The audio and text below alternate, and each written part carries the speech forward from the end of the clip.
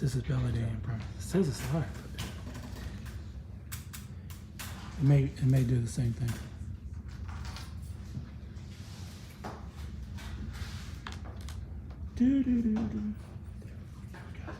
You ready? We can go live now.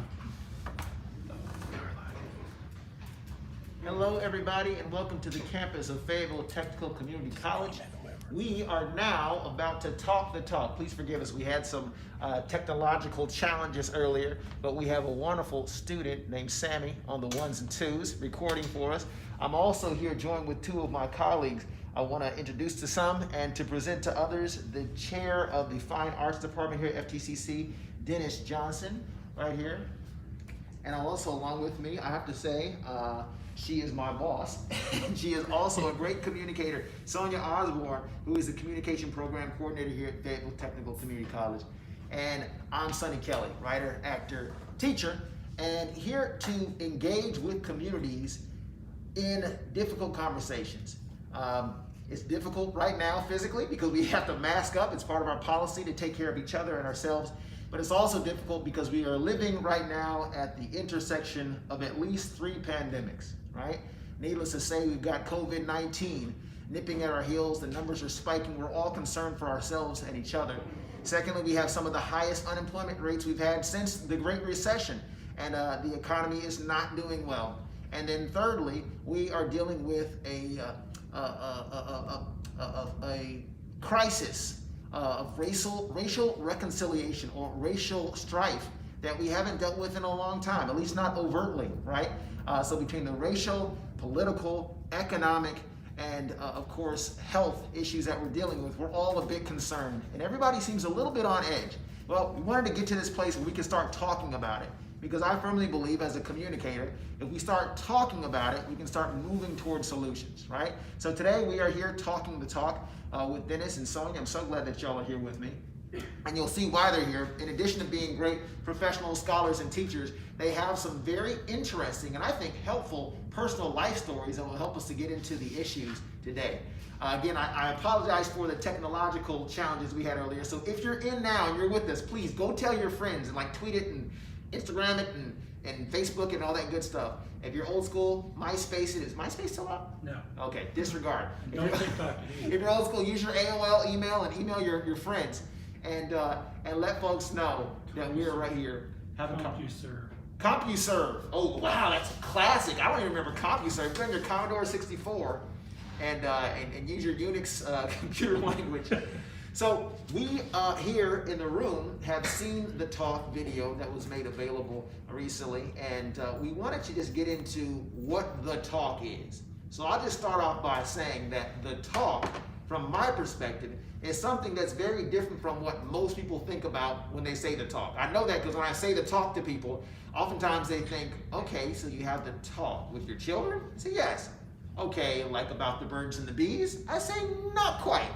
The talk is actually an experience that I personally had and that millions of parents and guardians and people who love black children and children of color in this country have, that prepares them to live in a country where they're not going to be the norm. They're not always going to be safe based upon how they look or how they present.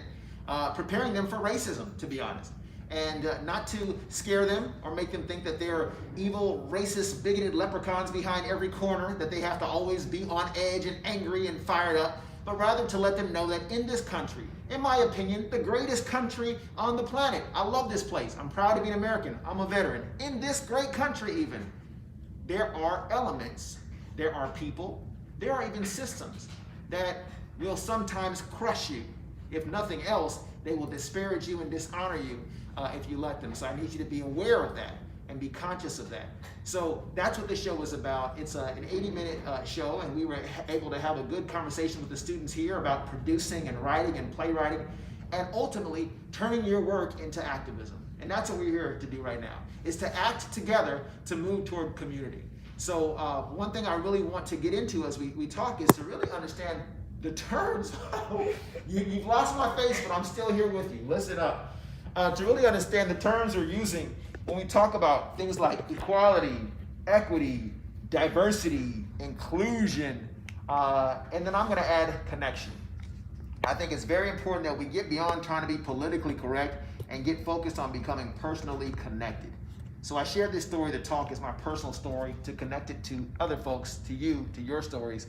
No matter how different you are from me or how different you think you are from me, we all can say that we love the young people in our lives and we hope that their futures will be bright.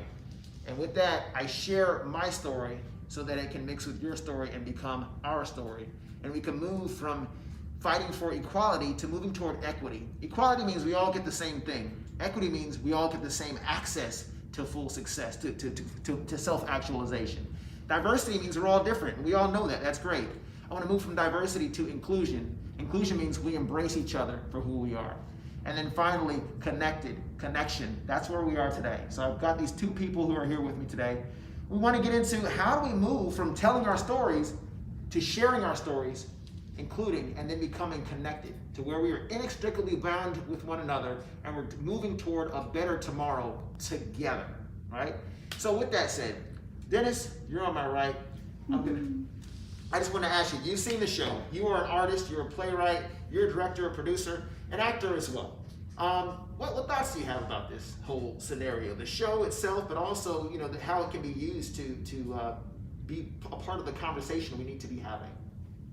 Well, I think it's a good example of using the arts to do something that's culturally relevant at the time. And you did this 5 years ago, which it was based on some events that were going on at that time that have now recycled back to some other events, new events.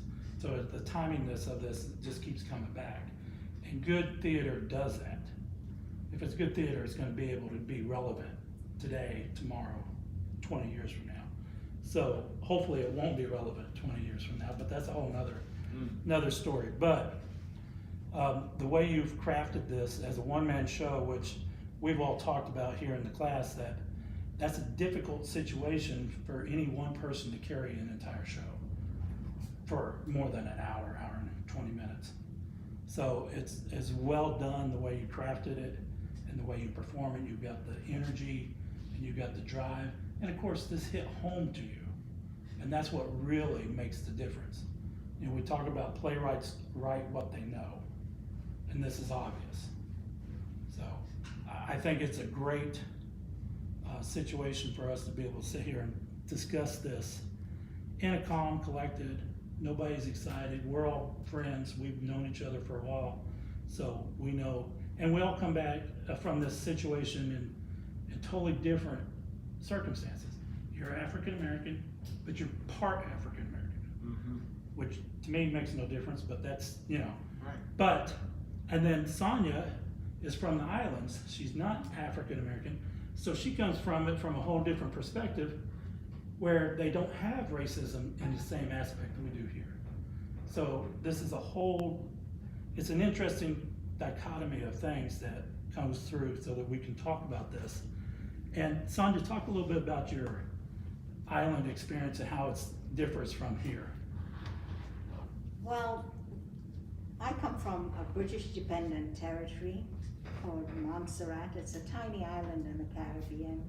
If you drop us on Fort Bragg, it's a good land nav exercise for them to find us. Yeah, I'm serious, we're tiny.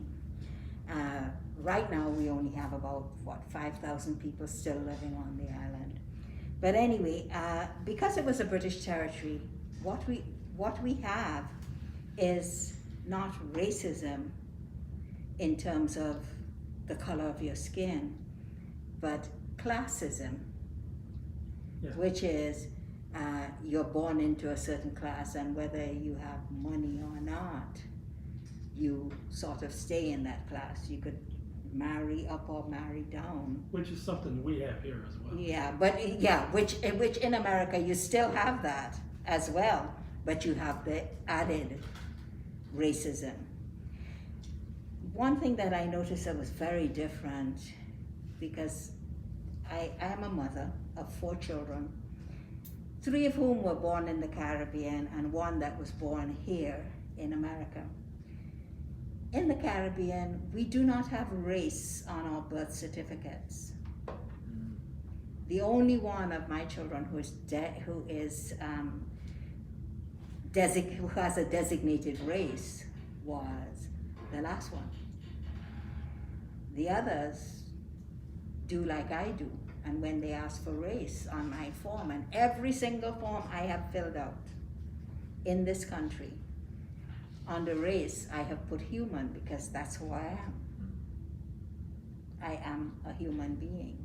And so it's a whole different thing, because all of it, you know, I read about America because I was educated before I came here. I learned about what was going on in the 60s.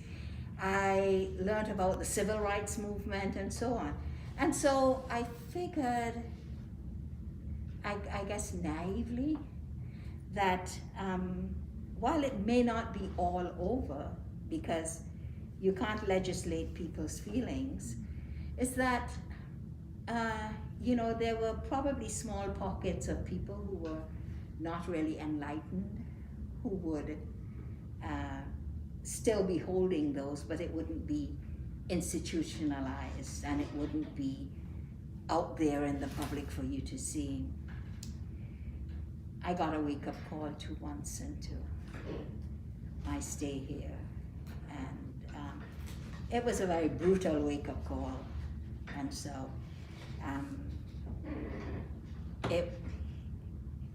it did not sour my experience here, but it opened my eyes and showed how naive I really was about life in the United States. So I wanted to ask you, Sonia, just to press into that issue. Your area of expertise is communication, intercultural communication, interpersonal communication, of course, public speaking. And you know that communication can become a bridge and connect people. How have you seen people effectively using communication in this era to try to turn that sour into something sweeter, try to reconcile all the strife?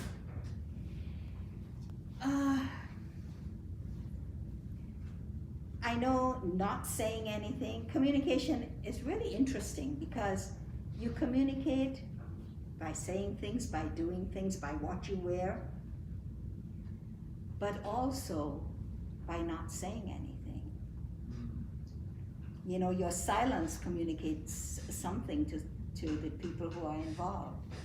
And I mentioned my wake-up call here in America, and what had happened was that my 14-year-old, when we came here, he was 14, and in the 12th grade, we were in Clarksville, Tennessee, and he was in a class with this teacher, and 14-year-olds are really very, you know, antsy in class. Active, yeah. And so he was doing this, and his teacher said, "Will you stop drumming? You are no longer in the jungle." He did not come home and tell me, but his buddy who came home with him told me, and he knew something was wrong about that because he had never faced anything like that. And so I called my husband at work, who was in the military, and I said, "You need to come with me to meet." I called the school and made an appointment to see the principal, and I called him and said, "You need to come with me, because if you don't, I'm going to get in trouble." So the next day we went to the school, and we talked about you dress, you know, how you dress, what you wear. And I put on my most African outfit. I put in the largest earrings I could find. I wore sandals, and I had my head tied as high as I could get it. And we went to the school. I said nothing for most of the interview with the instructor. But when I did, I don't think he expected what came out of my mouth after that. And so, you know, the thing is, I've started wearing my African outfits again. Why? Because while I cannot join at my age, you don't go joining large groups of people out there anyway. I have to protect my health. And so. We weren't gonna say anything about age. No, when I'm saying it, I'm putting it out there. And so what I do is, hey, look at me, I am part of this movement, even though I can't go out there and walk with you. So there are other people like myself who can't go out and walk, but will do something. You post things on Facebook, and two of my sons, I have 3 sons, one who is in the military who doesn't have Facebook, but the other 2, when they were talking about I'm a black man doing this, doing that, and they posted, both of them, and I was very pleased that they did, because I didn't say to them you need to, but they felt they needed to, and that's what they did.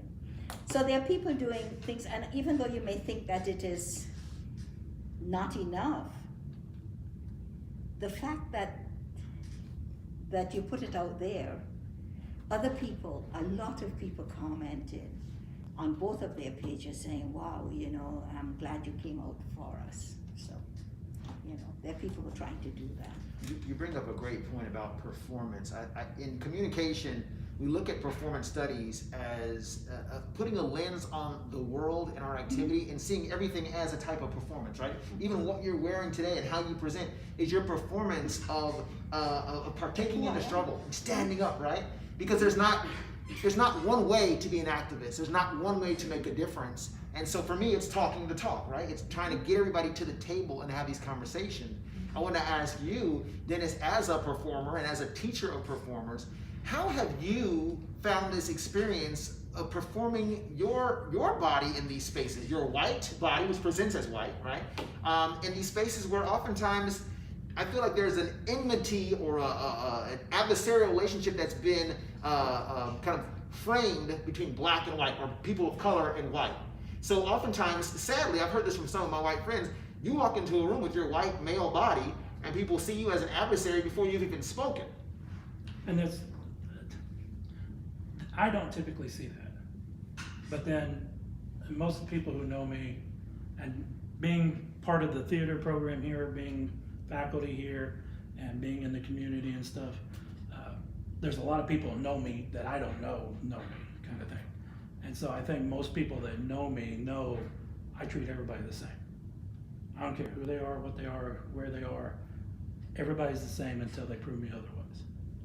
But that being said, when I go into a room, I don't go into the room trying to make a big grand entrance. Typically, I just go in the room. Now, sometimes it happens just because I am a big guy, so but sometimes I just sneak in. And so I don't see it in that way. I mean, I know what you're saying because I have seen that example before, but I don't ever experience it in that way. Yeah, I think it's encouraging to hear from you, because I will just be honest, in having these conversations, one of the biggest pushbacks I've gotten from either conservative people or especially a lot of white males is, well, you say Black Lives Matter, what about my life? And the point is, it's not a zero-sum game. It's not a mutually exclusive proposition. In other words, if Black Lives matter, then white lives don't matter. And for me especially, it's not anti-white, but I feel like some people act that way like it is anti-white, and some people take it that way when it's not. And I think part of that problem there is there are some people on both sides of this issue. Yeah, I agree. That one phrase that's the end of it. You know what I'm saying? There is no come together on this. There is, because I think we would all agree everybody matters.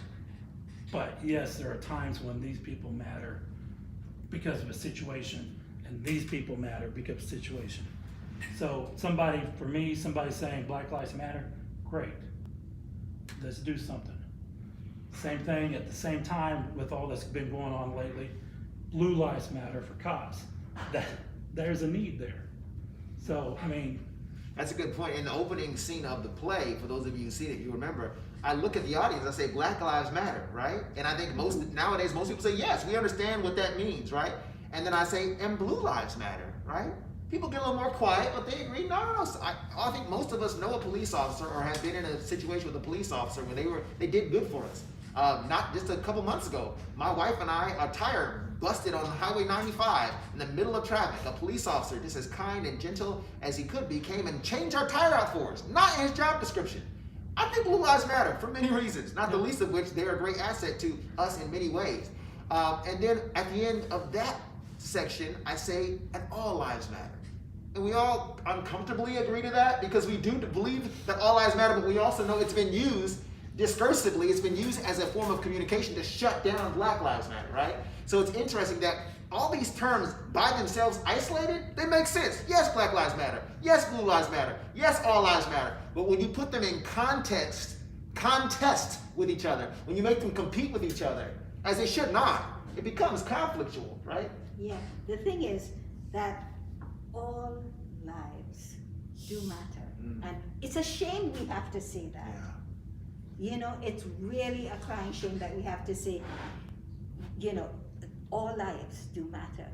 But then when we say, okay, all lives, and instinctively we know that you don't just go around killing people because every life really matters. But when you have to point out that, hey, you're treating this section like it doesn't matter, and it's, that's their problem, they don't need to, they don't count. That's why then you have to say, these lives matter as well. Firemen, their lives matter too, Right. and they're part of all. But why you say all Black lives matter is because you need to remind people, and they're not asking for special things. That guy from Saturday Night Live that does I can't remember his name. Michael Che. Michael Che. Yeah. Michael says, matter. That's the minimum. That's all it is. And I'm happy he said that because it gave me something to say when they say, well, all lives matter. I say, yeah, all people who are saying Black Lives Matter are asking for the minimum. Acknowledge that they matter. Acknowledge that they're worth something. And that is the problem because they're not seeing it that way. They're seeing, oh, well, if you matter, you mean we don't matter. And that's... See, this is one of the issues we have in our society today, and for at least the last 20 or so years, for sure. Yeah, and we talked about this the other day, is sound bites. Everything goes down to a sound bite. Black Lives Matter. Okay, there's the sound bite. The problem is people distort what that sound bite originally meant or is intended to, because there's people on the African American side that, as we said earlier, this is it, this is all that matters, this. And you can see their point, but when they take it so far that they're not willing to listen to somebody trying to reach out to them, then it becomes an issue. So if I'm gonna try to reach to you and talk to you and communicate, and all I get is shut down, how do we deal with that? That's the big thing, is people have been hurt so badly that they put walls up, Yeah. and it's on multiple sides, right? Yeah. I don't think that's what they're saying, that this is the only thing. No, there are a handful that do that, and That's it's not just that- on that side. I'm I'm talking about just, it Yeah. doesn't matter what the issue is, you've got those that take it too far. And they just don't want to talk. They Just don't want to talk, they don't want to listen, or whatever.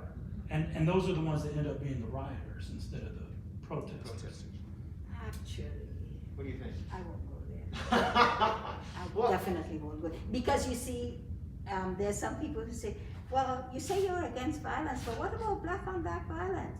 I'm going like, how does that get into this story? We're telling you, we're saying to everybody, black, white, purple, pink, whatever you identify as, what your color you identify as, is, everybody matters. The black Well, see, lives that's that kinda you what are we're not talking about. treating well Yeah. are saying to you, hey, we matter. It's like kids in kindergarten. But you see, know? that's And they're exactly all what we're great. saying. People on both sides take it too far. Black Lives Matter. This is all that matters. Where the people on the other side are saying, well, that's all you're saying is you're the only ones that matter. And that's part of the issue. We all matter. We should all come together and talk. One thing I've learned in these conversations, we can't come to the middle and talk. If when I say Black Lives Matter, You respond with all lives matter, or you respond with, well, what about black on black crime? You haven't addressed the issue. The issue is not even necessary. I know some people have tried to isolate it to just police brutality, but it's not even that as much as I wake up every day and I feel like my life does not matter as much as other people. Perception's reality.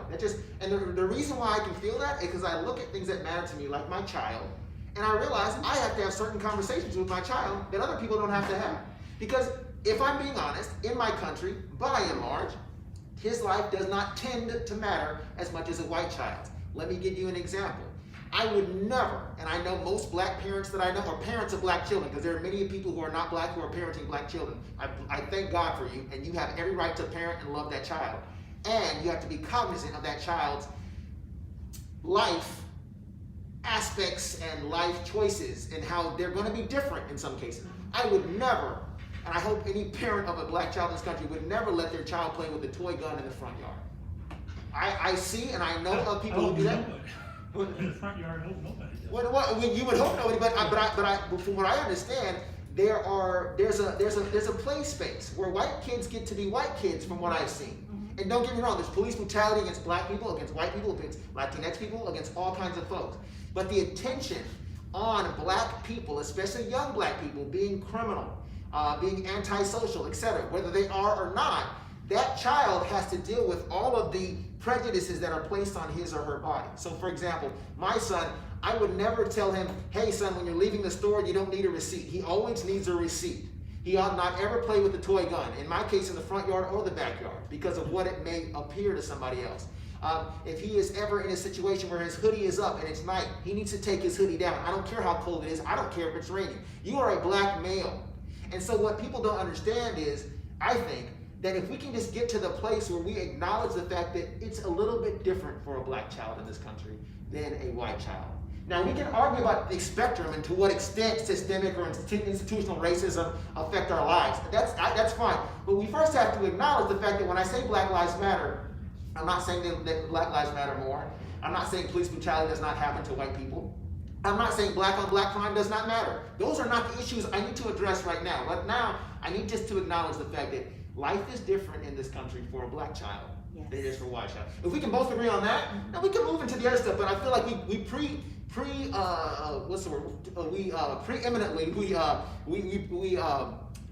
rush to the other issues. Yeah. Like Black Lives Matter should never be responded to with all lives matter or what about black on black crime? Because you have not addressed the real issue. Now I will talk to you about all lives matter. And I'm glad to address the fact that black on black crime is an issue, as white on white crime is, and Latinx on Latinx, and Native on Native is, right? But before we get to those issues, can we acknowledge the fact that I don't feel valued in this country that I love? I don't feel as valued, right?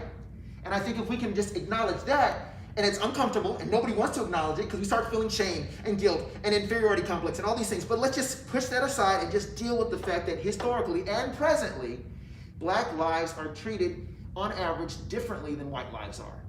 Differently than many other lives are, right? And I think that's the challenge, and you're right, because I think that there are people who are on the left who would say, hey, Black Lives Matter, that's all I want to talk about, and they don't want to address anything else but that. And it's hard to have a conversation with a person who's just on their talking points. And then on the right, you have people who don't even want to acknowledge the different valuation that society has. Right? And those are the extremes, and for some reason in our society, the two extremes are always the ones that are the loudest talking. They get all the airtime, right? We all know their talking points. We know why. It's because the media deals with conflict. That's Right. what they love. That's what makes money, right? Sex and drama, that's what makes money. That's But you mentioned something just a minute ago, and she kind of hit on this earlier. Would you say that there is a very close connection between racism in America and classism, so to speak? You know what I'm saying? Yeah. Because there tends to be, and again, I can't speak for somebody that's racist. I don't know what they're saying or thinking, but it seems to me like they're thinking black kid lives in the hood, must be bad because they're poor, they don't know, they're gonna steal everything. Yeah. I assume that's the thoughts. No, I think it's very, very much a socioeconomic issue above everything, and race has been placed upon it and traced upon it. I think that the point that Sonia made is so important. We will find ways as humans, we will find ways as humans to to otherize each other, to distinguish, to discriminate. For example, on the island, it was about socioeconomics. And it comes down to scarcity. If you think that your tribe, your people, your social class, your caste, whatever you want to call it, has scarce or limited access to a scarce resource, and you look at other people and you know that they need access to that resource as well, we get competition. And once we get competition, that turns into fissures, into strife, and in our country it becomes racism. It can become classism, or whatever the case may be, right? You see, because with here, racism, you could see a person of color because you can pick them out. Right. Immediately. Easy indicator. You can't always, well, you could pick out people with their class, but with the money thing, because this is what is being used here to determine class, and I don't see class as being your wealth. You know, you can't Oh, no, judge. definitely is not just about No, it is not. But here they use that to judge, you know, to make you're either better because you have a lot of money, because you have, and because you wear all You're more these, educated. the designer things and so on. But the most dangerous thing I see why I find it is so important to talk about Black Lives Matter is in the elementary schools, when our young boys of color are looked at as all the troublemakers in the class, that are sent to ISS as soon as they open their mouth. And I say that because this young man, I was doing some research, I was at East Hope Middle, and this young guy was always in ISS. And I said to him, you are not going to finish school properly. You know, be able to do the work and get, get good grades and finish school.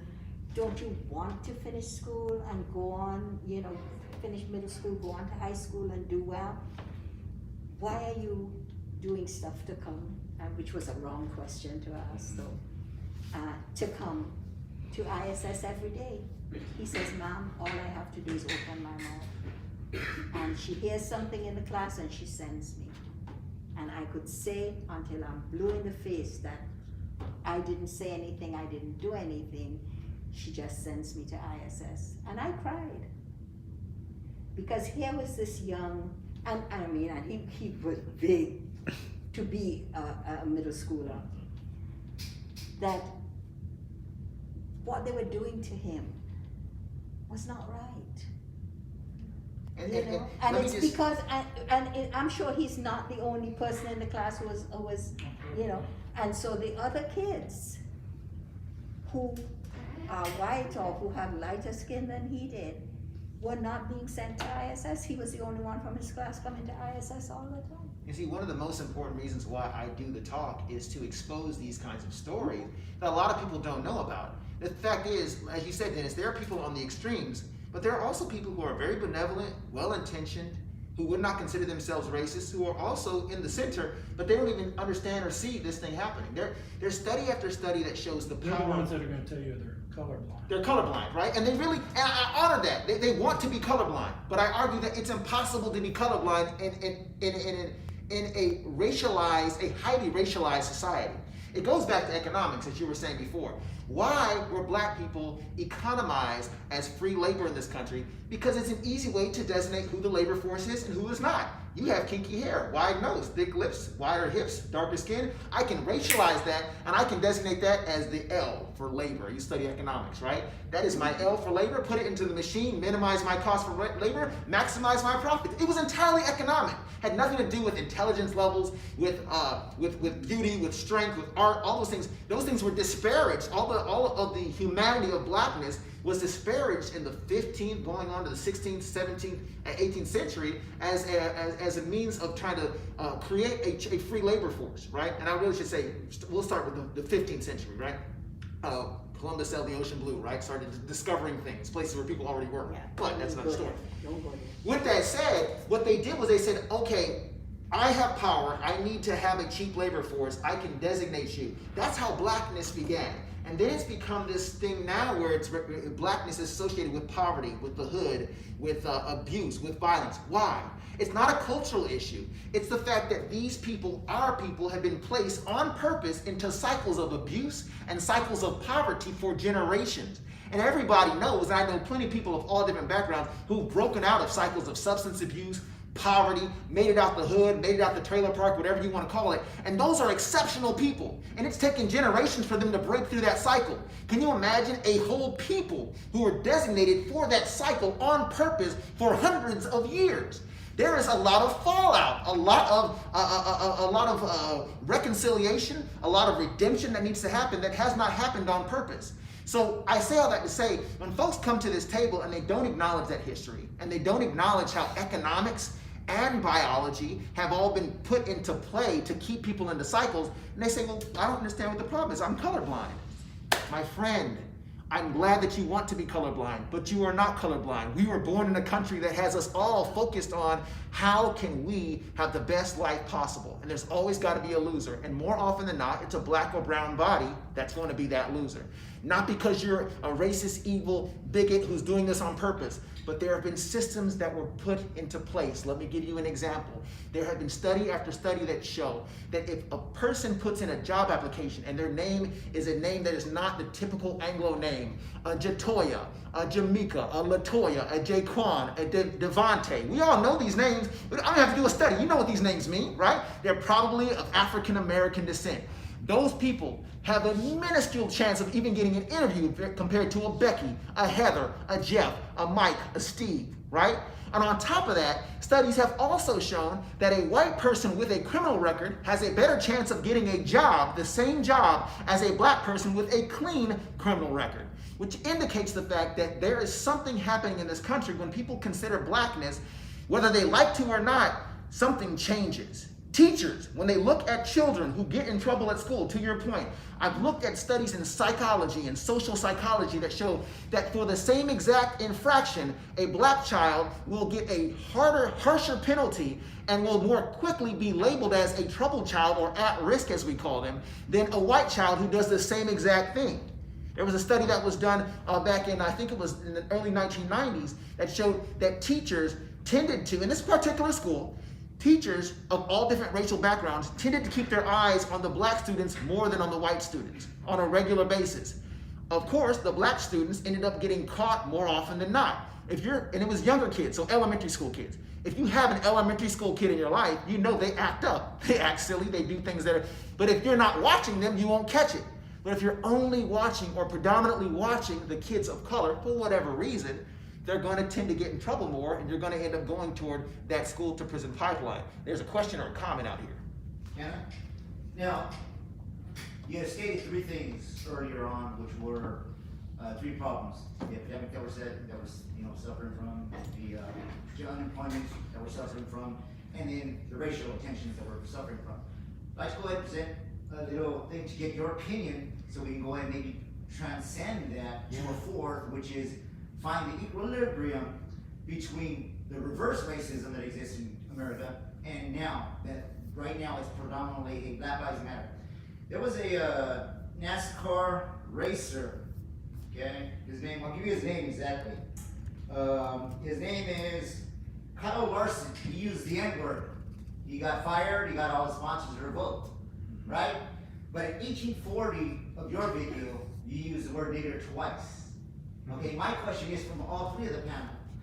Where do you guys stand on that? Is that okay? Because if Mr. Johnson, a white man, actually went ahead and said, hey, use the word nigger anytime, he'd feel the same backlash that Paula Dean, Amos, Armis, everything else actually went ahead and suffered. So can you actually elaborate on that, each of you, please? Yeah.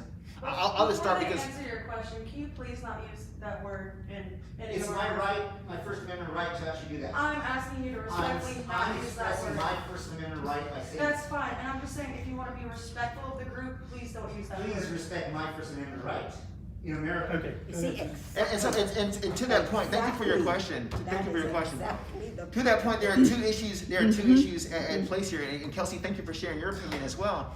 there are two issues at play here. One is being politically correct, and I totally agree with you that no one's mouth should be controlled by any kind of mind control or any neo-fascist movement to control your language. At the same time, I want to challenge us to be personally connected. If you care about each other, then, for example, if I care about you and there's a word that offends you, and it doesn't bother me whether I use it or not, because if you say N-word, we all know what N-word means, then I say, cool. In this space, because it offends you, I won't use it. First Amendment right, you're right. We have that right. This isn't law enforcement telling you. This is a person who's saying, hey, person to person, as a fellow member of this community, can you help me out and just say N-word instead, because I'm uncomfortable with that. Now, I respect your right not to, but I'm just saying if we would hear each other's heart in that matter, to, as you said, transcend race, we would start to connect with each other and say, okay, I hear what you're saying. I hear that it hurts your heart. I'm going to adjust. Now, let me just answer this because I know I use the word in my show. Context is everything. I use the word, number one, as a quote because my father was giving a quote of what people said about, about touching an N's head, right? Touching an N-word's hair was for luck. That was a term they use in Texas. So he quoted it to me, so I'm sharing this quote, playing a character. And then also I think I use it when I'm playing Carborough, the guy who actually was talking about how he whipped a black woman because she spoke ill of a white woman back in when they inaugurated a Confederate statue. So I'm using quotes to get a point across to say this is what was said, right? I personally don't ever use the word for fun. I don't agree with using the word in music or even with camaraderie. When people call me that, I never call it back because I think it's an ugly word. And I prefer not to use it. At the same time, I also understand and respect context. So if you're a person who is not black and you use the word and you're using it in a conversation like this, my hackles didn't go up when you use the word because you're talking about the word. And I don't give the word that much power to start to hurt my heart when I see your heart is just to talk about the word. But there are several people who play with it. They'll start singing a rap song and play with it, or they'll just kind of throw it around. People just use it around like bruh sometimes, who are not black. And that for me is problematic. Because I already don't like it when black folks use it as a term of endearment. I respect it, I get it, and I don't take offense of it. I just personally would rather not use that word. But when a white person tries to come in and use that, then they're disregarding the context of it and the fact that that word has been used by non-white people. I won't even say white person. By non-white people as a word to really hurt. And the worst thing you can call a black person is the N-word. You've gone to the nuclear option, right? So unless you're being historical, you're citing a source, you're quoting something, it's not worth using. It's too painful a word, has too much history to be played with or toyed with or just kind of bandied about without acknowledging the fact that it causes personal pain to people who are black, white, Latinx, etc. Because blackening people, making them into the N-word is a problem for all of us, and it's been used against many people in many different ways. Okay, the fact that you use that word and your response to the young lady who asked you not to use it says a whole lot about you, and it's not necessarily very nice. Yes, you have the First Amendment right to say what you want. And I can say some things about you right now with my First Amendment right. But I'm not going to do that to you. Okay, I wanted to read this for you.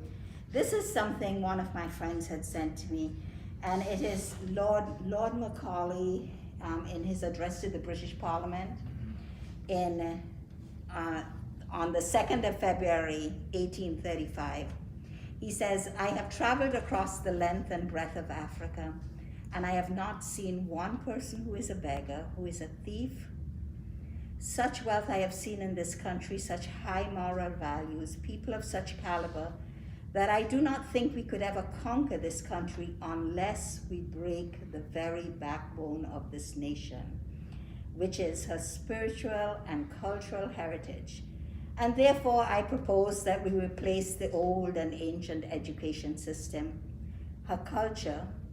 For if the Africans think that all that is foreign and English is good and greater than their own, they will lose their self-esteem, their native culture, and they will become what we want them, a truly dominated nation." And so when people think that it was accidental and this was just something that happened, this is something that was set out to do, that this is a plan that they had, this is what they did, and this is part of the British Parliament papers. Thank you. What I want people to understand is that these systems that were set out are still in some ways in play They're today. still in place. Let me first acknowledge, we're better than we've ever been. I heard someone say recently that racism is less of a problem today than it was 50 years ago. I think it is less than of a problem. It's still a problem, but it certainly is less of a problem. I could not 20 or 30 years ago travel the South and done this show called The Talk, which you know that, right? The show that I'm doing, it could be incendiary years ago. Nowadays, it's much more, it's received, right? As a black man, I have a PhD, I teach. I taught at UNT Chapel Hill, the first public university in the nation, where we had a Confederate statue from 1913 all the way up till 2 years ago, right? So I understand where I am, and I understand the blessings of where I am and how racism has decreased tremendously. But people need to understand it still exists. Those systems were put into play. And there are some bad actors like Derek Chauvin, the man who murdered George Floyd in the middle of the street. There are certainly bad apples and bad actors, but there are also systems that don't make people like that accountable. There are systems and ways of being and ways of looking at black bodies that would allow people like Gregory and Travis McKnight, the two vigilantes who murdered Ahmaud Arbery in the street, right? They weren't arrested for months. Why? Because it's another black guy in the wrong neighborhood. You know, he shouldn't have been doing that. He should have been more compliant. He should have answered their questions. He shouldn't have been so black, is what I hear in my perception. Because these two guys, like them or not, if you look at all the factors in the case, I don't see how anybody could see the Ahmaud Arbery case and not see two vigilantes who were trying to take care of their own neighborhood, saw somebody from outside, and they took his life. They came up to him and they inquired of him, or they set up an inquisition as if they had the right to, as if they were law enforcement, right? Now, do you have the right to talk to people? Yes, but you don't have the right to stop people and arrest them. I say all that to say, I don't think that would have happened to a white man in this country, not in that particular situation. I think those kind of situations happen a lot. Not as much as they used to, but they still happen. And it's been allowed over time because of this mentality. It's been ingrained in us. And not just in white folks, black folks. I know personally, I will walk down the street, and if I saw a black person and they were dressed in a certain way, maybe dreadlocks, maybe pants sagging down a little bit, maybe got the white tee on, right? And if I look at him and he doesn't look back at me, I'm a little nervous. Well, you didn't say hello, what's going on? We have already these senses of fear and of scarcity and of concern for each other that are pervasive. It's not just white people hating black, or it's all people looking at blackness, in my opinion, and just not valuing it as much. And the conservatives will bring up black on black crime. I'll give you that. That's a problem. Black lives die all the time. Black lives are killed by many people all the time, and people don't really seem to be concerned about it, right? Okay, well, I had a friend, and a few months ago, when we first graduated high school, he joined a gang, and he's African American, and the rest of the gang was African American. Right after high school, he joined a gang. And a few months ago, they were all just hanging out outside, having a bonfire, and a few white people came up and shot their gang because they thought they were rioters. And, he sadly passed away during the shooting. So do you feel like that mentality and that lack of respect for African Americans makes them feel like they have to join together because they're the only ones that they could trust? Do you feel like it's definitely a part of forming gangs to where they feel like they have to retreat into their own type of people, when it really shouldn't be their own type of people? They should feel free to just be out and shouldn't have to retreat into those groups and then be grouped together like that to get shot at like that? Jasmine, that's a great point. And there are two issues there. I think one kind of speaks to what Dennis was saying about the extreme Black Lives Matter movement person who says, I don't even want to talk to white people. I don't want to include them. I'm about this clique, this squad, this is my team, right? And I think that mentality can arise because you get to this tribalist place where you've seen your tribe, so to speak, your people who look like you, dehumanized and hurt so much that you say, look, I can only be safe with this group. Now, I think the answer is to transcend that, but I understand why, right? Because if you feel that way, and that's been your perception, based upon real stuff, y'all, let's move the statistics aside and talk about the fact that whenever I do this show, I inevitably have a large number of black men who say, my first negative experience with a police officer was age 10, 11, 12, 13. What were you doing wrong? Nothing. I was playing, and I fit the description of the subject, of the perpetrator. right?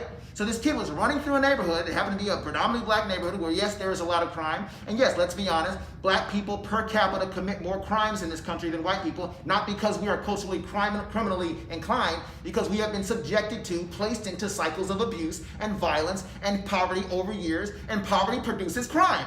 Poor white people, poor Latinx people, poor all people, they tend to commit more crime, because when you're desperate, poverty is violent, right? Violence begets violence. Let's just establish that. So with that said, you've got these kids growing up in these communities where they feel like they're at odds with police officers and white people, because they see white people clutching their purses, white people avoiding them, police officers always shaking them down. See, we look at these numbers, and the fact is, each year, there are more white people killed by police than black people. Now, we can argue that per capita, there are more black people killed per capita, by percentage. But even then, people will say, well, it's because black people commit more crimes. Back to that cycle of poverty, right? Here's the key point, though. You've got these young boys and girls growing up, watching their parents, their aunts, their uncles, people whom they respect, being arrested, being stopped and frisked, being criminalized, sight unseen, just because of what they look like and where they live. That is going to create an adversarial experience, an adversarial attitude toward police officers and white people. It's also going to create possibly an inferiority complex. And I'm not about victim mentality. I'm all about victor mentality. But when you continually put these images in front of people, you continually condition them in these ways and place them into communities where they are stuck and they feel like they're stuck, right? You're going to have some negative mental repercussions that come from that. That's the first issue. Gangs. I get it. And gangs is not just a black thing. Mm-hmm. Neo-Nazis, Latinx communities, Hmong community, Asian community, all of us have gangs. And you know where you find the strongest gangs, the strongest cliques? Poor neighborhoods, low wealth neighborhoods, scarcity. I got to take care of mine, and in my case, it's a choice of honor to join this gang. It's a brotherhood, it's a sisterhood, because my family has broken apart. And in some cases, they don't have a choice. In some cases, they don't have a choice. In some cases, they don't have any other sense of family because parents are not together. There's substance abuse. Again, poverty is violence. It's join us or die.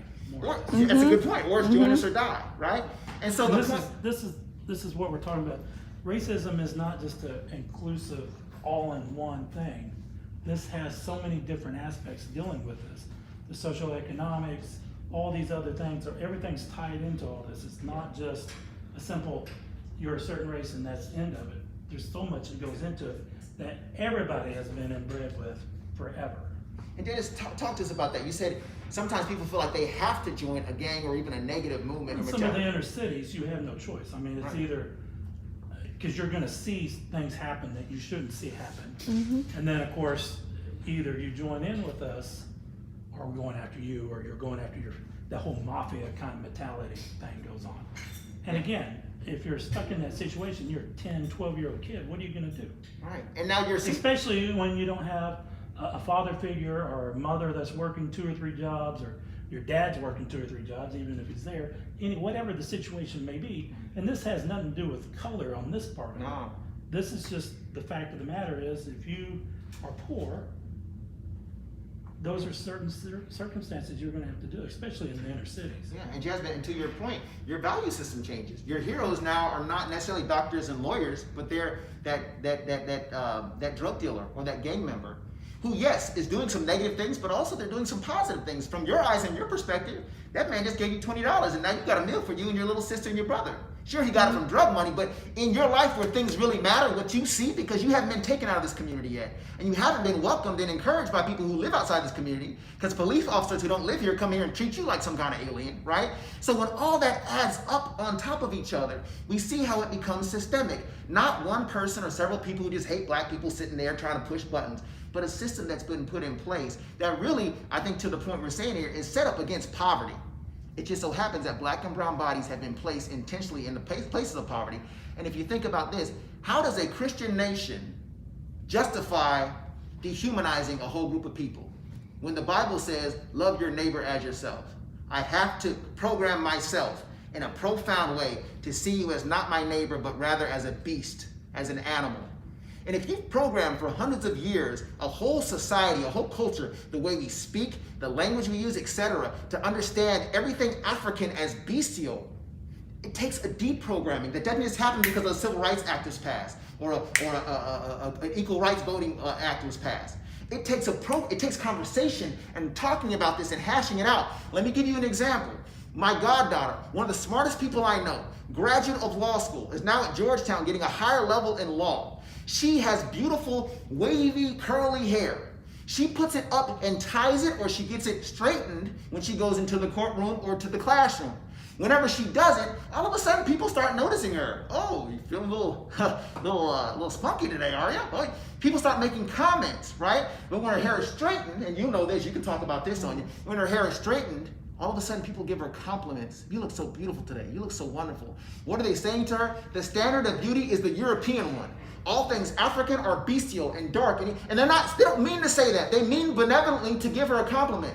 But what they're saying to her is, when your hair is straight and you look European, you look more human to me. I can relate to you. Thank you for that. When your hair is frizzy and it looks more African, I'm kind of nervous. What are you doing with that? And even those little things let us know there's a spectrum here. There's animal, which was designed back in the 15th century. It's not your fault. You didn't make it happen, but it exists. Then there's human, which is European. And if we can just get to a place where we acknowledge, and I'll say this, we acknowledge that these things are happening and do better, we use our second order thinking, then we can get to a better place. First order thinking is whatever my gut says, whatever my ancestors have taught me and my elders have taught me, I use stereotypes. We all do it. Reverse racism is a term that I agree with. I hear what you're saying. But second order thinking says, you know what? Instead of being racist or treating you as a monolith or a stereotype, I'm going to treat you as an individual. My wife is a darker skinned black woman. She grew up with people telling her, you are so pretty for a dark girl. And they really meant to give her a compliment. They thought she would smile. They thought they were being a blessing to her. Jasmine, you're shaking your head because it's disgusting to hear, right? Stupid. Oh, that but is for these so... people, But because we have been indoctrinated from the beginning of the inception of this nation, or at least the inception of slavery, with this spectrum of animal versus human, black versus white, they're complimenting her and saying, for an animal, you are really pretty. And they don't mean to say that, but that's the way that it translates. And if you're being honest, that's really if we talk to our gut self, right? That's our first order line of thinking. I have here, and then I'll... So I got a question on the chat room. How do we begin to chip away at social racism, system racism, and stereotypes that have been legitimized for such a long time? And I would say, Stacy, that the way to do that is what we're doing right here. We talk about it, we communicate. And I'm just gonna add, something just happened in the room. Jasmine's arm was getting tired from holding the microphone. And then Hallie noticed that. Hallie noticed and paid attention to Jasmine. She didn't say, wait, I'm blonde and her hair is magenta. I'm tall and she's not as tall as me.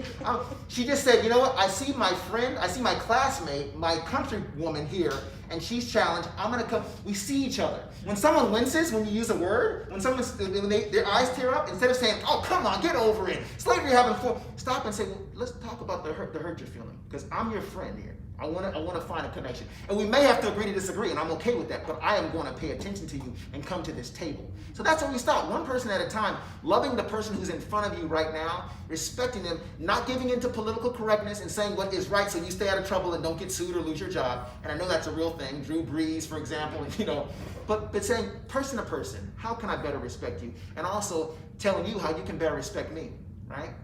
You're going to say. Yeah, I was saying the way forward for us, though, is education. Unless we learn, unless we educate ourselves to read, we learn different ways of coping. For example, different ways of communicating. One of the courses I teach, interpersonal communication, the one-on-one. A lot of the students at the end of the course, because I have something for their final thoughts that they put in there, and they say, this has helped me to be a better communicator with my wife, with my significant other, with the people that I work with, and a lot of them talk about the thing about conflict, because conflict, our perspective on conflict is that I've got to win. And I'm going to tell you what I need to tell you to win, because I've got to get over. But when you look at conflict from a different perspective, and when you try to understand the other person, you listen to hear them rather than listening to respond, that's when we will get some sort of solution. So see, what I got from that was everybody needs to take one of our classes. Exactly. Come to FTCC, take a class online or face-to-face, but how do we move by friction? How does friction happen when things come together? And a biblical paraphrase of it would be iron sharpens iron, Yes. right? Will you tell me your name as well, sir? Ignacio. Ignacio, okay. Ready? Yes, yes. It was interesting how I was actually trying to help your cause, and just because one word triggered somebody, it actually became more than it should have. Uh-huh. To the point where the person on your left was actually going ahead and didn't even want to bother or entertain the question. My thing is, we will never ever have a truly not racist community until everyone can say a word, or no one can. Okay, and the interesting thing about that is when we transcend to that level, then it's about every person is respected, right? And that's where we want to go. But one interesting thing that I heard in your discussion was you will not want any young man, any young kid, any parent to go ahead and let their kid play with a gun. As a veteran, you're actually going ahead and giving up your Second Amendment rights, and that's my whole argument. Yeah. Is that I'm actually Brown. I'm actually Ignacio. every experience that you actually had in yours, I've had it, okay? It didn't make me, it didn't jaded me in any way, shape, or form. That's just America isn't racist. These people are racist in America. That's the way I see it. So my question is, where do we find that equilibrium and transcend past everything? Because I really feel that what you're doing is, or what she's doing, she's saying you can't say a word, or this or that. You're just propagating the whole racism that continues until we stand above it and say, hey, we are all equal. You have your cultural, some people have their cultural sayings, okay, but everyone should be allowed. And as someone who has earned his, freedoms, that I believe, I don't like when someone gets so sensitive that they are trying to take my freedoms away for that. So I'm not trying to go ahead and take away anyone, not trying intentionally to hurt anybody, but what I'm trying to do is say, until we get past that point of it triggers someone, we have not become See, what this- we're striving to That's- be. This brings up another point that Thank you, Ignacio. we don't know everybody else's situation. Yeah, we don't. So- Until we come together and talk about it, right? So by saying something, and again, that's why I'm talking about these talking points, all these little bulletin things, they can trigger things in people because of the way they were brought up, or what they were taught, or how they were responded to, or whatever. And so for you to say certain words, or for me to say certain words, we may not think anything of it, but we don't know what anybody else is gonna think about It it. means something to someone else, and we haven't come to the table to agree on what these meanings are in many cases, right? There are certain terms I don't use when I'm giving these talks. I don't use the word white privilege. I rarely use the word microaggression. I try not to use implicit bias because they've been used by sides to make arguments. And I don't want to make an argument. I want to have a dialogue, but I don't want to run away from conflict, because if you run away from conflict, then you don't have a relationship. If you have a long-term relationship with somebody, you've never had a fight, I question whether or not you really have a relationship, or you just have an arrangement, right? Yeah. I've been married 17 years. Let me tell you, I have some of the most heartfelt, passionate conflicts with the person whom I love the most. And she makes me better. She sharpens me, right? And so, Ignacio, to answer a couple of your questions, that was rich. There's a lot of elements there. I think the first thing with the guns, it's not that I don't want my sons to be able to handle a gun or own a gun. I may own a gun one day. I fired a gun in the military. I don't want them to play with toy guns, just because I know that there is a perception of black bodies, especially young black bodies, and guns. Now, the Second Amendment I totally support, and if they decide when they're adults they want to use guns, or if they decide they want to go hunting or something, we can talk about that. But it's just the toy gun thing that concerns me. As far as what you haven't And gone again, through. that goes back to other people's perceptions. Right, other people's perceptions. It goes back to the real experience of Tamir Rice being a 12-year-old who had a toy gun, who was in a park in Ohio and was shot within 30 seconds of them pulling up. I mean, they didn't even talk to him. They just got out, looked at him, and shot him.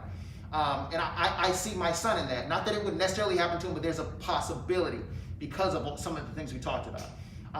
So the second thing is, you mentioned that you have a lot in common with me, and I agree. I grew up in Santa Ana, California, right? So I grew up as a minority, but also a minority among minorities. So I grew up culturally Latino in many ways. I eat raspados y elotes, so like Mexican American is my culture, and I speak Spanish. And so I get that too, because there's some types of criminalization that happens, and an alienation that happens for Latinx people, right? Just even the language barrier, right? Just hearing your accent. For me, your accent sounds like home. But somebody else, well, is he from here? Where is he from? You know, they're asking immigration questions, right? All that adds up. And that's part of this kind of the American way of we must assimilate, and you assimilate to what is European. Now we're moving to a place where we're transcending and we're assimilating to what is American, but we're still figuring out what is American. And some people like black people have not been able to be at that table to kind of say, hey, American can be just as black as it can be white. If we're honest, I know for me, if you said, close your eyes and imagine an American family at Disneyland, I'm looking at white people. That's the standard for me. Close your eyes and imagine Jesus Christ. I see a white guy, even though I know Jesus Christ was a Middle Easterner who probably looked a lot more like a brown-skinned person, but you need that to survive in the Middle East. But I see a white guy because that's what's been placed in my eyes. Back to that spectrum. Human, white, non-human, black. Now as a Latinx person, you're actually in the middle of that spectrum. So even though you've been blackened in some ways and you've been discriminated against in some ways, still I've heard Latinx people say, hey, at least I'm not black. That's the extreme, right? Mm-hmm. And so I'm not saying that is something that we revel in or we enjoy. It's just what is. And so I'm just asking people to just kind of see that and say, hey, it's less of a problem than it's ever been, but let's make it even less of a problem and push it down. But to your last point, I want to actually really accentuate the fact that I teach classes with white males a lot. And I'm going to say cis hetero white males, right? Because that's cis heterosexual white male, because these are designators we put on people. I don't like identity politics, but I know that we have to say certain things so people understand what I mean. More often than not, when I'm teaching a class with white males in it, or with conservative people in it, and we get into these topics, they shut down.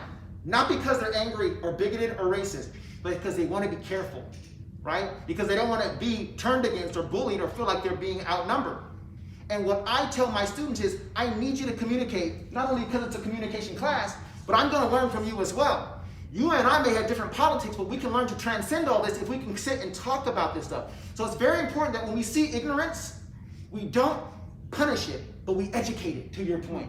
Now, when you see bad behavior like Derek Chauvin, right, or like some of these people who are just doing bad, then that's what you correct and you punish and you fire and you ruin their career. I get that, you know. I'm a supporter of the Me Too movement, right? When you sexually assault someone or harass someone or dishonor them, then you need to be out of the place. But when you just say something because you don't really know, it's my chance to lower my voice and to address you and to educate you. And maybe you can educate me as well. But I want to say to Kelsey's point, keep in mind, Ignacio, she never said you can't say that word. She asked you to please not say that word for her. And I know there are people who have told you can't say that word. So I get the response that you have, because there are people who are not professors like me who will shut their white students down and shut their conservative students down if they don't agree with them. And that's not okay. And that happens. You're right. But in this case, if you hear her heart, she, as a person who's not from my community, but that word hurts her, she asks you to please not say that word. Right? So I think we need to contextualize and understand when we're coming to the table, she's not every liberal white woman you've ever dealt with. He's not every conservative Latinx man you've ever dealt with. A word was said, and in this juncture, at this time, everything else excluded. To me, it bothers me. Could you not use that word? It's a request. It wasn't a demand. And so I just want to make sure we accentuate that. Well, to me, I feel like it wasn't a matter of being overly sensitive to the word. It wasn't the fact that anybody was taking away your amendment right to say whatever you want. It comes down to basic human respect. Human respect and decency for everyone, no matter colors, gender, sex, it doesn't matter. If I feel genuinely uncomfortable with a word that was said and it hurts me and it's something that I don't like hearing, I would hope that somebody as a basic human who is compassionate and understanding would be like, you know what, I feel like I should be able to say the word, but if it genuinely bothers somebody else who is a human, who has feelings and emotion, it should come down to decent, common respect. And you said that, you know, racism's not gonna go away until we can all say any terms. I don't believe that. I believe that racism's not gonna go away until we just all have basic human respect for each other. And that was what I was feeling was lacking from you, was your basic human respect for Kelsey and the fact that she was uncomfortable, and the lack of basic human respect that you didn't take 2 seconds to think, okay, I have 1, 2, 3, 4, 5 African Americans in this room. Would any of them be offended or upset or hurt if I said this? Maybe I should ask first. Maybe, you know, I should just abbreviate it, because even though I feel like I should be able to say it, it might hurt somebody else. Because that's a basic human thing. None of us want to hurt each other as humans. And if you genuinely don't care about others' feelings or opinions, that is a you problem, and that is part of the problem. with the whole spectrum. And that is what we need to get to the root of. That's the main problem, is not just basic human respect. And so that's why I feel, even though you weren't being rude and disrespectful to me, you were slightly rude and disrespectful to Kelsey because she was just talking to you as a human. And you shut her out. And you made it seem like she was trying to take away your amendment when that's not what was happening. She was just asking you for basic human respect. Now, I'll respond to that saying, okay, until we get to the point, again, where this doesn't hurt anybody, then we actually have a racial-free society. So, to respond to that and make it all, because... But the thing is, you can't... But hold on, Jason, now, have you come okay, back? because as I'm trying to make a point to help the problem, in my eyes, someone's gonna go ahead and impede on my ability to ask a question, and then I actually go ahead and get verbally attacked by someone who didn't want to hear the second part of it. So I'm labeled a racist when I'm an American. So if someone has any problem with that, I think that's what we have to realize.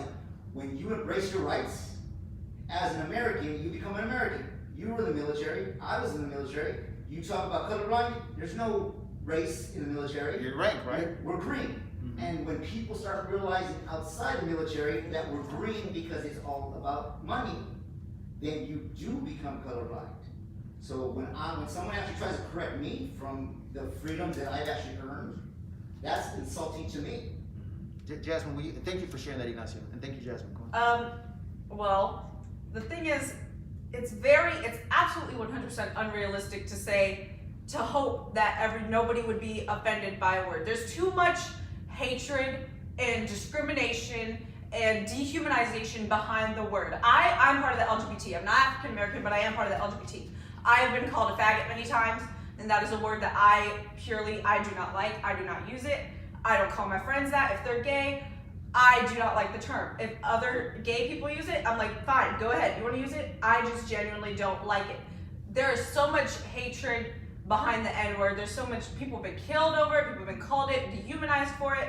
You cannot erase history. People are always going to feel attached to that word because that's something that they grew up with. They were called that. They were dehumanized by that word. And it's not just gonna go away. It's never gonna go away. No matter in 20 years, 50 years, people are always gonna remember that term as a negative term in history. It's never gonna go away. It's always gonna offend somebody. So that's when we get to the point of, basic human respect. And it was the fact that, yes, I completely agree with what she said, and I don't feel like she was attacking you. I feel like she was, standing her guard because you didn't think for 2 seconds about her feelings on how she would feel if you said that. So why should she feel like any regard to your feelings? But she did. She respected you when you didn't respect her. And that's a genuine thing that we need to focus on. She still respected you when you didn't respect her. And that's what you need to take a step back and realize. It's a self-reflection thing. And if everybody took a step back and realized that, we'd be like, hey, I did say something that was offensive to somebody else. Maybe I don't think it should have been offensive to her, but hey, I'm not her. I don't have her memories. I don't have her history, her background. Jasmine, let me say first, thank you for sharing that. It was very articulate and clear.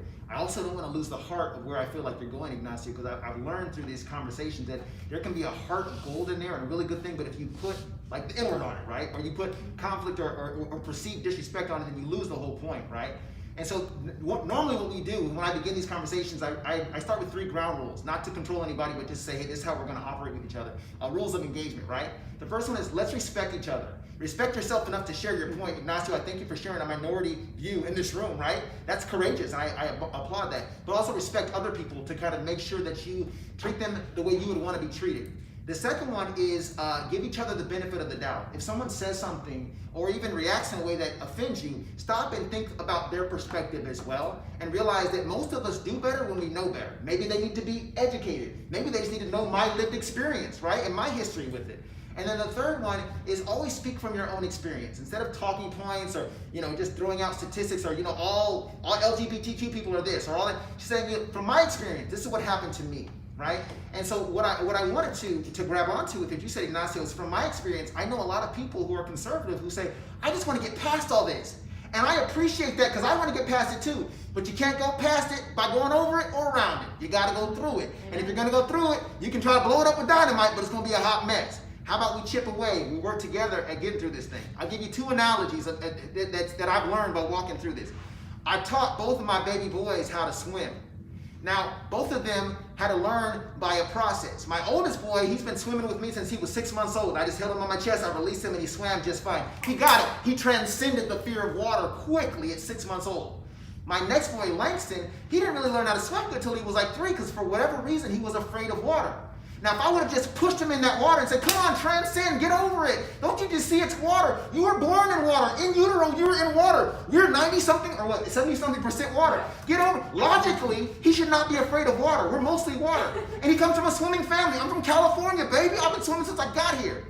But Langston doesn't get that, right? So if I would have pushed him in at 2 or 3, he would have possibly hurt himself, drowned. But what would he have thought of me? He would have thought his daddy was not compassionate. He would have thought his daddy was not on his side. And if I would have tried to teach him how to swim after that, he wouldn't have wanted to hear from me because he would see me as his adversary, as someone who threw him into a situation that was dangerous and that hurt him, right? So I understood it was a process. So with him, it took me a couple years. I put him in the water and I would let go and then I would grab him and I would go slowly like that. As we try to pull each other left and right, it's a process, y'all. Somebody told me a while ago, a guy named Kazi, he has a show on Facebook called Incredibly Ratchet. Great conversations he has there. He said, we all want to be woke, right? Oh, I'm woke. Now we have this woke Olympics, right? Who's the wokest, whatever that means, right? But nobody wants to be awakened by a bucket of ice water poured on your chest. Come on, be woke. No, you want to be awakened by, hey, Sonia, good morning. Hey, I love you. I care enough about you to say, hey, I want to meet you where you are, not where I want you to be. I'm going to love you for whom you are, not whom I want you to be. Then and only then can I lead you to where we need to go. And I say all that to say, I think we have a learning experience here, Ignacio. I agree, we should not have language control. And one day, thank you, Jasmine, I see it. See, this is the compassion, right? We're seeing each other. I see somebody's hand shaking. He's a theater student. He's a theater student. They know how to counter. You know how to counter and be part of an ensemble. And that's one thing that I love about theater. We learn how to be part of an ensemble. You see somebody forgot their lines, you just jump in with them, right? You whisper the line to them, to be or not to be, right? No, we don't tell them. You don't tell them. Just hand motion. You see somebody's upstaging themselves. In other words, they're facing away from the audience. You counter your body so that they can change their perspective and you can help them to look downstage, right? That's what we do as family members. And so, like you said, I agree with the end game, Ignacio. I look forward to the day when the N-word has no power at all. And it can be said historically by you or me. Hey, this person said, and you just say the N-word, right? And because you're just speaking a historical fact, you're just quoting it. But you're right. Today, Dennis in his body could not say the N-word even in the same way I said in the show. And the way I say it in the show is not a bad way, it's historical. Mm-hmm. But because Dennis knows in his body what that means, there are certain sectors and contexts where he knows he shouldn't say it because of his body. Is that fair? No. But is racism fair? No. Is the fact that the N-word is what it is fair? No. So we can try to talk about what should be, but we need to deal with what is, because what is and what's at this table. What should be is in my heart and my mind, and it is worthy. It is worth aspiring for. It is an aspirational community, the beloved community, Dr. Martin Luther King Jr. called it. We're not there yet, but we're moving toward it. And as we move toward it, we got to be careful not to push each other in the pool. I know it's just water. I know you're going to love swimming once you learn. You'll love it. But I got to show you the water. I got to splash in your face a little bit. This works. And if you're not ready, okay, let's get a towel. Let's dry out. We'll come back together after that, right? It's something we need to consider as we move forward with this is it's not going to be easy for anybody. And there are going to be times when we do push too hard. And step on toes. And there's going to be times when it seems like it's getting worse before it gets better. That's conflict, right? It's conflict. Yeah. So that's just something that has to be considered as we continue this. And Ignacio, I hope everybody who saw the show, and I appreciate you for watching it. I hope y'all can attest to the fact that family part of the show tends to be people's favorite part, right? We're family.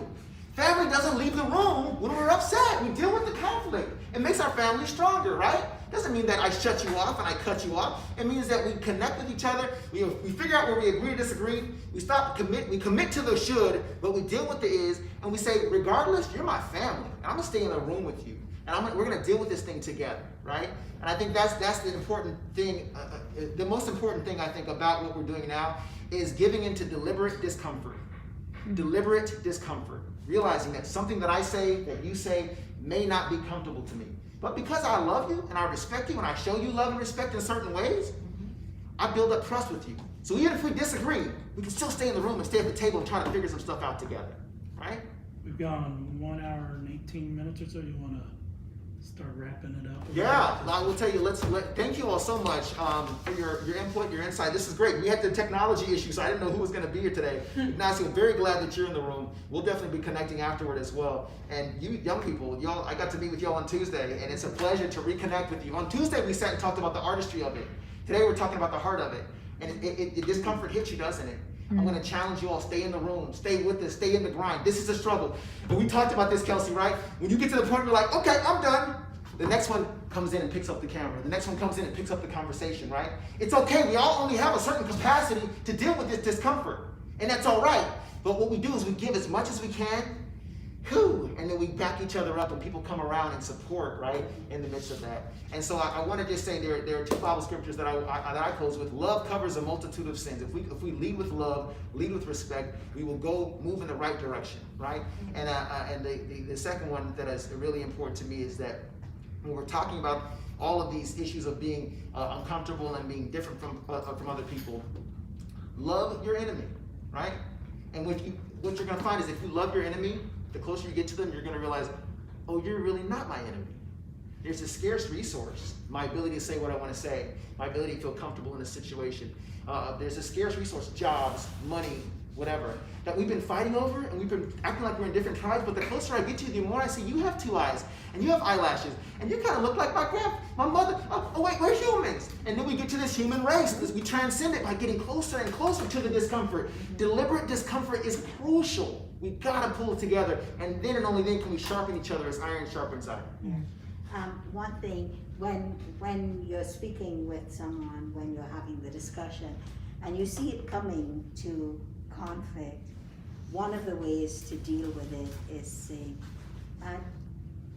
exactly what did you mean by what you said? Clarify, yeah. And that will clarify, because then the person tells you what they meant and you realize that you have taken it all wrong.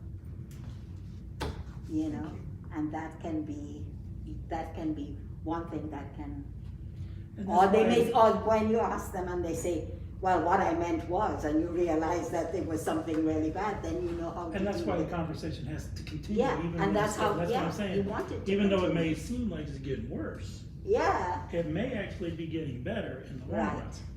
Because when you get to the heart of the issue, you get to the stuff that matters to you most. And the tears will come, and your throat will lock up, and your stomach will flip, and your mouth will get dry. And that's your body saying, I'm scared. What if this person doesn't love me back? What if this person attacks me? What am I going to do?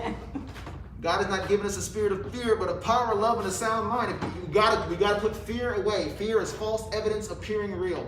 More often than not, and not always, but more often than not, when I've dealt with people that I was afraid would hate me for my race, for my gender, for whatever, for my religion, etc., when I got closer to them, I realized that there might have been a misunderstanding. I needed to clarify, and more often than not, that fear was all in my head, and we could transcend. But we can't transcend until we do it together, and we see it as a process.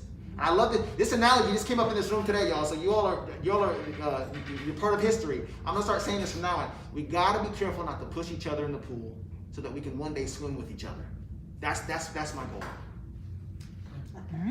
Thank you all so much. Thank you. This has been wonderful. Thank you all you fine students, the mighty Trojan Nation here. These are Thank the you. theater students, The best. the best of the best. A motley crew of excellent players, as I like to call them. Y'all have a great one. Please stay tuned. We're going to keep on talking the talk on this campus and hopefully throughout this community, seeking to transform ourselves and our communities, one person at a time, one classroom at a time, until we get to the world. All right.